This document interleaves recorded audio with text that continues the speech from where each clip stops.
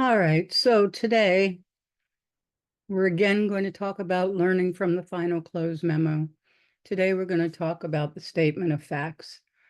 Look, folks, the purpose of me doing these are not to deride or make fun of the things that you turned in for your final close memo, but it's to remind you that we covered all of this stuff in class, and when it comes time to writing, you forget what some of these things mean, or you don't look at the rubric to check to make sure you have everything that you need. And this is just a way for you to pay attention to where you've come from and what you've done, because these things, like the statement of facts, that was the first time that you've written them, and make them better so that you don't lose the same kind of points when you get to your open memo. All right, so if you look at the score sheet from the statement of facts, the score sheet for the closed memo, which is pretty similar to the one for the open memo. The first thing on the score sheet begins with context. This was a struggle. A lot of you just went right into the story. So let's talk about that. So if you went back to the student sample, which you've had since week 2, you will see that the student sample's statement of facts begins, the client, Noelle LaRue, is a recent high school graduate. She wants Coral Gardens Bay College to honor an offer of admission that it sent to her and subsequently rescinded. So now you know what the case is about. You know what she wants. So the reason that you're learning about all of the colleges that she applied to and where she was admitted to and where she turned things down makes sense, because you know what she wants to do. Let's look at what I saw. Drew Jackson, a 42-year-old elementary school teacher residing in Orchid Lakes, Coral Gardens Bay, was assaulted on July 21st in the parking lot of Walridge Drugstore located at 16 East Bay Road. Jackson, who had been refilling his asthma medication at this location for the past 3 years, stopped at Walridge to pick up a delayed prescription after visiting nearby Coral County Park. Nothing wrong with anything said there. Probably way too many facts, but there's no context. That was the entire first paragraph. Again, here we go. The client, Drew Jackson, an asthmatic elementary school teacher, had been refilling his medication monthly at Walridge Drugstore near Coral County Park for 3 years. Here we have some context. Mr. Jackson wants Walridge Drugstore to be held liable for an attack against him in Walridge parking lot during a visit. It's some context. I'm not sure that it's 100% accurate. On July 11th, while waiting for his medication, Drew Jackson, our client, was attacked in the Walridge Drugstore parking lot. Mr. Jackson wants to know if he has a negligence claim against Walridge. Good. Walridge is the potential defendant in the case. Well, if you just said that he wanted to know if there was a negligence claim against Walridge, would mean Walridge would be the potential defendant in the case. But there's context. After context, you're then supposed to include the legally significant facts, the background contextual facts, and procedure posture of the case as appropriate. You should then be organizing appropriately and logically with effective paragraph breaks and transitions. You should state what you have objectively and accurately. And your facts need to contain all the facts that appear in the discussion section, including any significant unknown facts.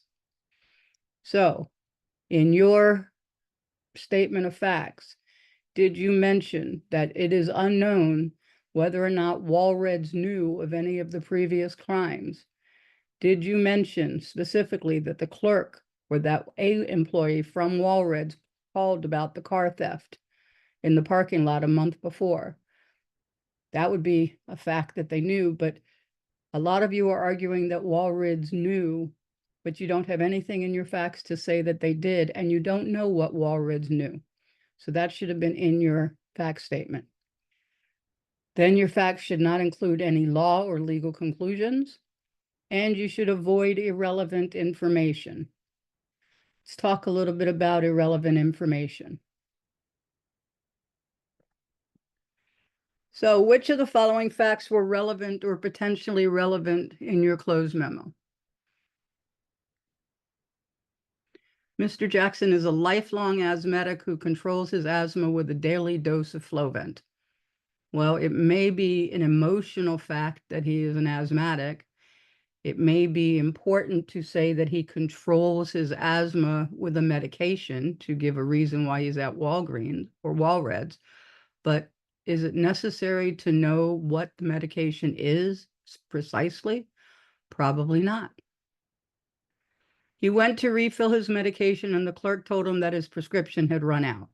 That was all the day before the attack. How much is the day before the attack relevant? As Mr. Jackson searched for cash in his car, someone said, "I'll take those keys." Why is the quote necessary?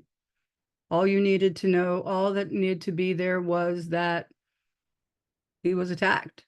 The play-by-play for the attack was not necessarily relevant. Emotional, yes, but not relevant. Mr. Jackson asked if he could take his grandpa's charm off the key ring because it held sentimental value to him. Again, emotional, but not relevant. Many of you were complaining about how the word count was so hard and you couldn't make your word count. Well, what would happen if you took the entire thing about taking grandpa's charm off his key ring and struggling to take it off, and he thought he was going to have an asthma attack, but he turned around inadvertently because he was having a panic-induced asthma attack and then got hit over the head? What if those details weren't in your facts? The relevant part of your facts for your analysis would be there, but you would have had plenty more words.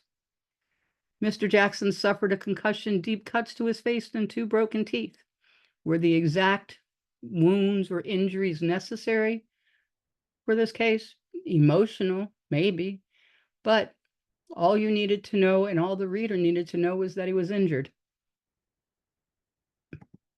The area was dimly lit because a drunk driver got in an accident the day prior and knocked out the nearby light pole. The fact that the light pole was down, was relevant. It may have been relevant that the light pole had only been down for less than 36 hours since it was hit the night before. But how or who knocked the light pole out was definitely not relevant. So when you're thinking about your facts, think about what you are going to use in your analysis and what you need so that you can still tell a story without getting in the weeds. And finally, talking about your facts are supposed to end with a transition to the discussion section. Another thing that many of you struggled with or did not have at all. So again, referring back to the student sample. The firm has asked for an analysis based on the facts above of whether a potential promissory estoppel claim against CGB would survive a motion for summary judgment. Simple. Here I don't have that at all. Walreds did not hire security or take other preventative measures. The lack of adequate lighting and the absence of security on the night of the attack contributed to Mr. Jackson's vulnerability. Given the crime history, it appears that Walred was aware of the risk but failed to take reasonable steps to mitigate them, which is breach, but I won't go into that. But no transition to the discussion. Having established the relevant facts surrounding Mr. Jackson's incident, it is essential to analyze the legal implication of these circumstances under Florida negligence law. It's a transition. I'm not sure who it is essential to analyze. It's written in passive voice. I'll move on. Here we go. Based on the facts above, the firm would like an analysis on whether Mr. Jackson's negligence claim would survive a motion for summary judgment. Brings us back to the question that you were asked to answer. Simple and to the point. I hope that helps you a little bit with drafting your statement of facts for the open memo. As always, I will see you again soon. Have a great night.